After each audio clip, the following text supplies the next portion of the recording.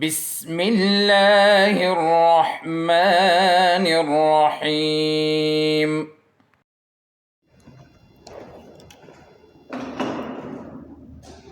बिस्मिल्लाहिर्रहमानिर्रहीम। Okay students, आज हम क्लास 9 फिजिक्स 6 चैप्टर का टॉपिक पढ़ेंगे, work and power. What is work and what is power. देखिए स्टूडेंट्स, साइंस और हमारे डेली लाइफ में, science according to science and in our daily life, the definition of work is quite different. Definition of work हमारे daily life में और science according to science दोनों में contradiction है। हम अगर अपने डेली लाइफ में कोई काम करें, फॉर एग्जांपल हम एक बुक पढ़ रहे हैं, सारा दिन बैठ के बुक पढ़ रहे हैं, तो अक्सर यही शिकायत करते हैं कि मैंने आज बहुत ज़्यादा काम किया।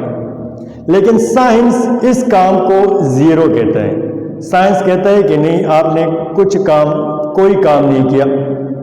साइंस में काम तब होगा जब कोई फोर्स किसी बॉडी को अपने ही डायरेक्शन में डिस्प्लेस करे, तो साइंस कहता है कि इस बॉडी ने काम किया।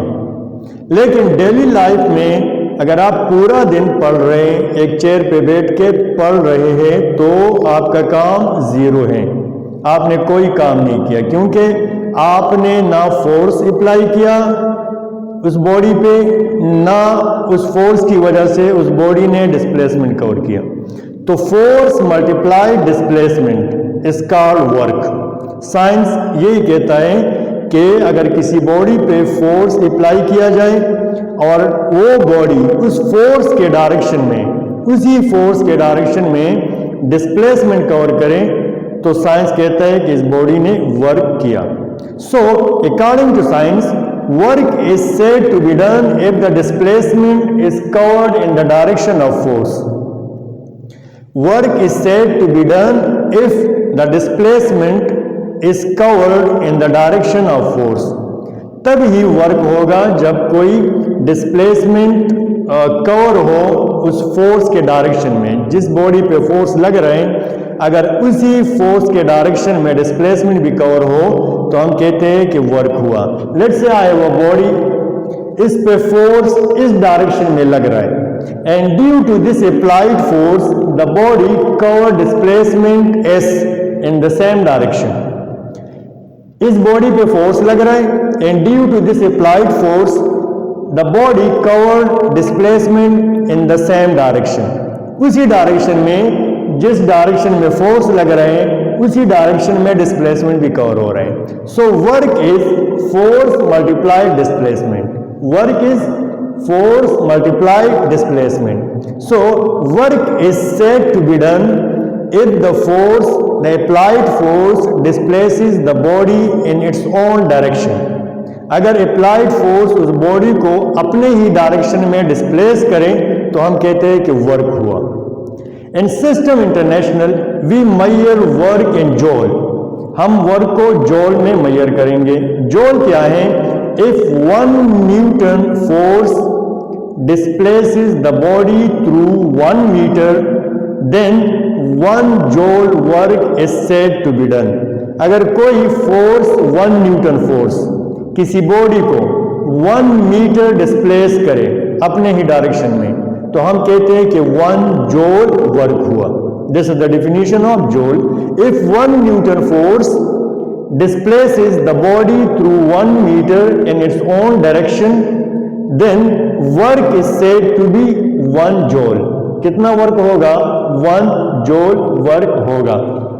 देखिए, अगर the magnitude of the component of the force acting in the direction of motion is found by multiplying the force by cosine of the angle between force and direction of motion.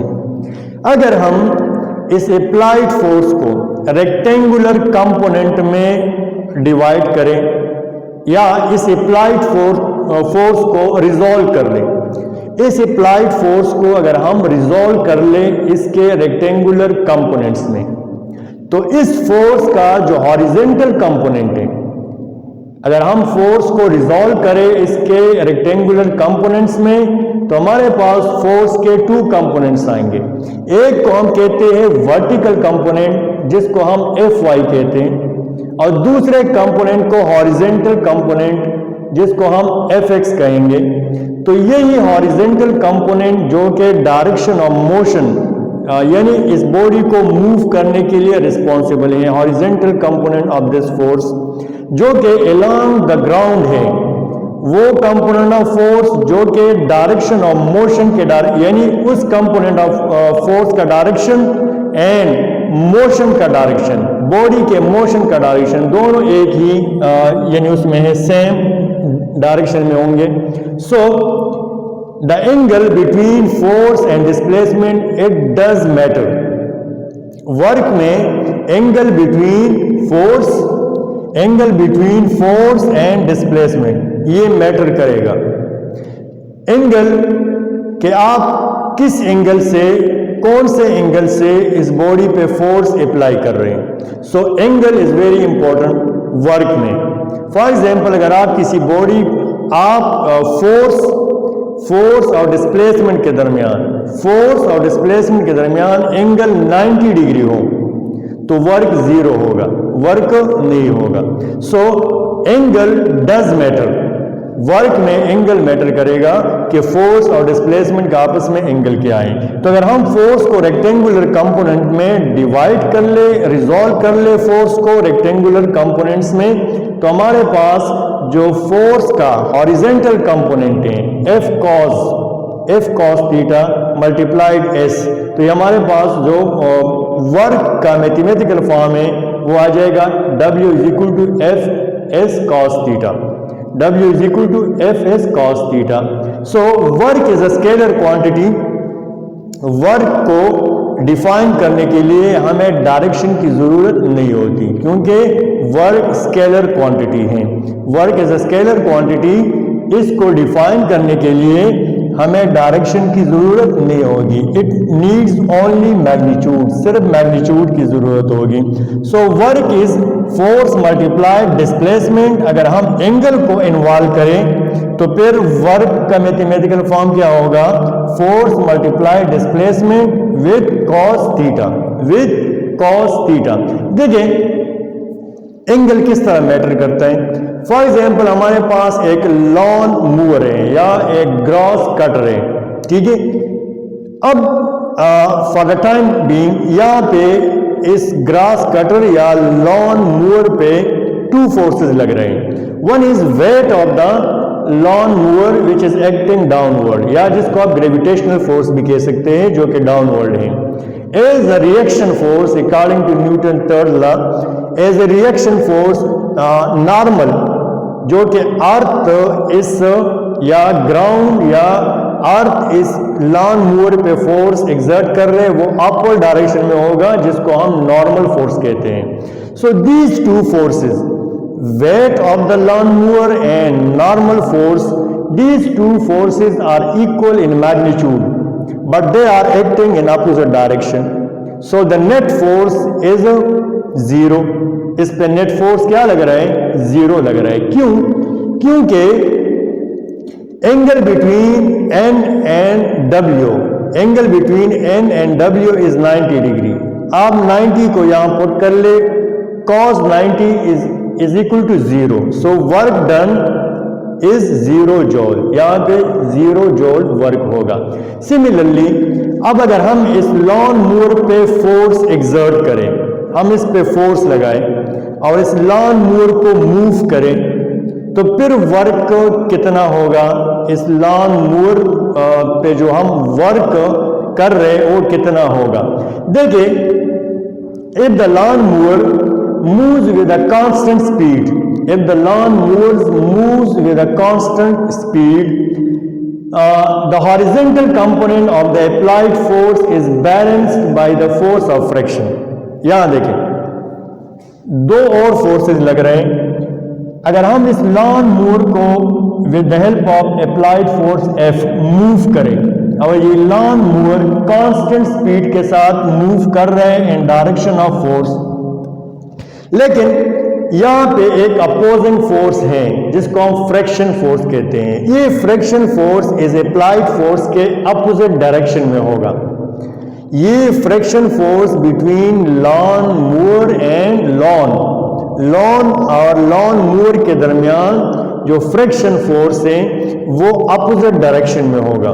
ये friction force इस lawn mower को move करने से रोकेगा, ठीक है। This friction force will resist the motion of lawn mower. तो इसका रिएक्शन फोर्स ये हुआ फ्रिक्शन फोर्स। अब फ्रिक्शन फोर्स इस डायरेक्शन में है और अप्लाइड फोर्स इस डायरेक्शन में है, लेकिन इस फोर्स का हॉरिजॉन्टल कंपोनेंट हम लेंगे because the force is applied along the lawn, along the ground. So इस अप्लाइड फोर्स का हम हॉरिजॉन्टल कंपोनेंट लेंगे। तो देखिए अब क्या होगा, ये जो यानी एंगल है दोनों फोर्सेस के दरमियान एंगल वो है 180 डिग्री। एंगल कितना है? 180 degree. The angle between them is 180 degree. अगर आप 180 डिग्री को यहाँ पुट कर ले तो cos 180 इज इक्वल टू -1। तो वर्क हमारे पास क्या आएगा? W is equal to -FS minus force multiplied displacement. तो क्या मतलब? The work done by the friction of the grass is negative. Work done by the friction of the grass is negative. ये work क्या होगा? Negative होगा। और हमने जो इस लॉन मूवर के हैंडल पे फोर्स अप्लाई किया और इस फोर्स की वजह से लॉन मूवर डिस्प्लेस हो रहे हैं, वो वर्क पॉजिटिव होगा। So the force done by my self, the force done by me, the force done by me is positive and the work done by me is positive and the work done by the friction of grass is negative, क्योंकि वो opposite direction में है। Applied force के opposite direction में वो work हो रहे हैं तो वो नेगेटिव होगा। And the work done by me वो क्या होगा? वो पॉजिटिव होगा। जो मैं फोर्स लगा रहा हूं, जो मैं फोर्स अप्लाई कर रहा हूं और लॉन मूवर को मूव कर रहा हूं, उसको डिस्प्लेस कर रहा हूं उसी डायरेक्शन में जिस डायरेक्शन में मैं फोर्स अप्लाई कर रहा हूं, मैं उसको यानी फॉरवर्ड डायरेक्शन में उसको पुश कर रहा हूं तो ये लॉन मूवर भी फॉरवर्ड डायरेक्शन में मूव करेगा। सो मेरे जो अप्लाइड फोर्स है उसका डायरेक्शन और displacement of the lawn mower उसका डायरेक्शन दोनों सेम ही डायरेक्शन में है। तो ये वर्क होगा positive. The work done by me on moving the lawn mower is positive and the work done by the friction of grass is negative, क्योंकि उस फ्रिक्शन फोर्स का डायरेक्शन और डिस्प्लेसमेंट का डायरेक्शन वो दोनों 180 डिग्री पे हैं। फ्रिक्शन फोर्स और डिस्प्लेसमेंट, फ्रिक्शन एक साइड पे लग रहा है, डिस्प्लेसमेंट दूसरे साइड पे कवर हो रहा है, तो फ्रिक्शन और डिस्प्लेसमेंट दोनों के दरमियान एंगल 180 है। तो वर्क क्या होगा? By the friction of grass, work done by the friction of grass is negative and work done by me on moving the lawn mower in the direction of force is positive। तो देखिए कहने का मतलब कि angle matter करता है। Work में angle is very important. Angle between force and displacement it is very important. This is very important. अच्छा, ये तो हुआ work. What is work? The displacement covered in the direction of force is called work. Work is equal to force multiplied displacement. Work scalar quantity है। Work को हम major करते हैं जॉल में। 1 जॉल किस चीज के बराबर है? अगर 1 न्यूटन फोर्स किसी बॉडी को 1 मीटर डिस्प्लेस कर ले तो हम कहते हैं कि 1 जॉल वर्क हुआ, ठीक है। फिर मैंने कहा कि एंगल मैटर करता है, फोर्स और डिस्प्लेसमेंट के दरमियान एंगल डज मैटर। अब आते हैं पावर। इसी के साथ रिलेटेड पावर क्या है? Power is the rate at which work is done. Power is the rate at which work is done. P is equal to W divided by T, where W is work and T is time। ठीक है, किसी specific time में work done को हम क्या कहेंगे? Power कहेंगे। That is called power. देखिए, अगर हमारे पास एक बॉक्स है, बॉक्स जिसमें यानी बुक्स हैं, एक बॉक्स ऑफ बुक्स हैं, अगर हम उस बॉक्स को उठाएं और शेल्फ पे रखें, कितने टाइम में ये काम हमने किया? लेट्स से 2 सेकंड लिए। बॉक्स को उठाया और ऊपर शेल्फ पे रखा, तो हमने इस बॉक्स पे काम किया, फोर्स और डिस्प्लेसमेंट कवर हुआ। बॉक्स पे फोर्स अप्लाई किया और उसी डायरेक्शन में डिस्प्लेसमेंट कवर हुआ, हमने उसको शेल्फ पे रखा। कितने टाइम में? 2 सेकंड में, तो वर्क हुआ। अगर हम कहते हैं कि नहीं ये बॉक्स बहुत भारी है, एक एक उस बॉक्स से एक एक बुक उठा के शेल्फ पे रख रहे हैं, और ये काम कितने टाइम में हुआ? 20 मिनट्स में हुआ।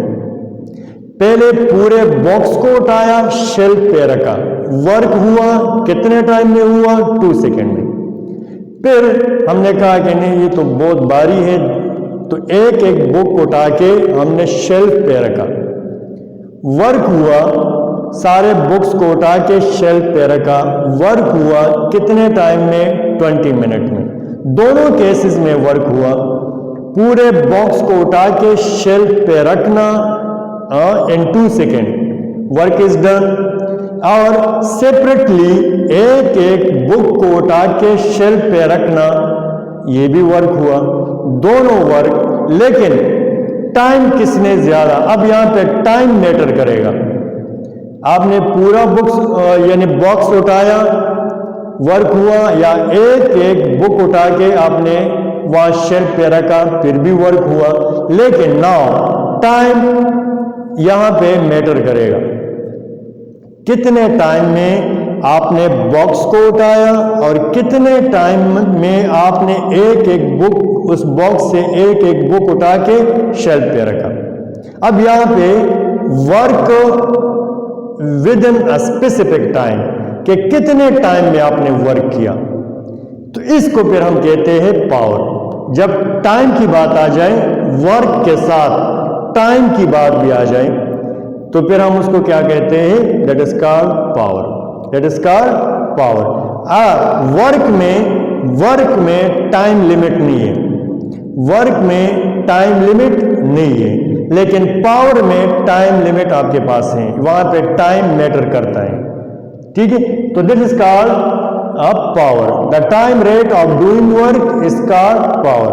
किसी वर्क को आपने कितने टाइम में कंप्लीट किया, that is called power, that is called your power, that is called your power.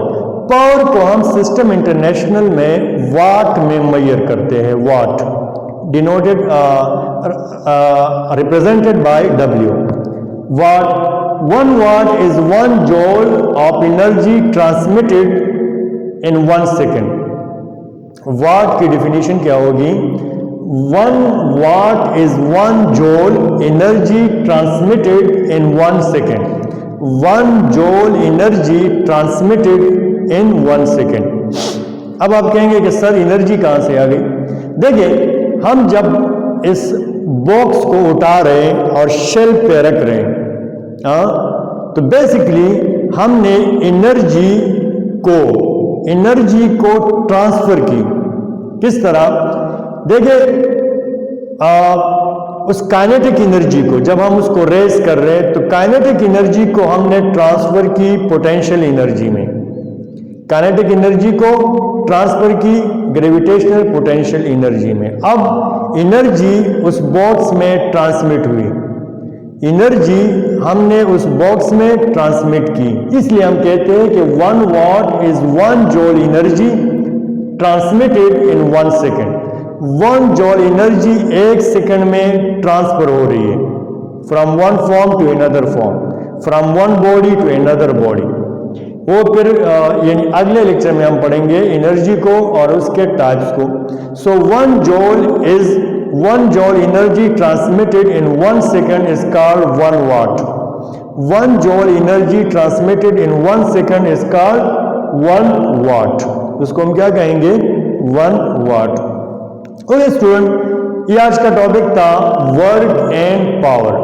इंशाल्लाह नेक्स्ट लेक्चर के साथ दोबारा हाजिर होंगे विद अ न्यू टॉपिक। तब तक के लिए अल्लाह हाफिज़।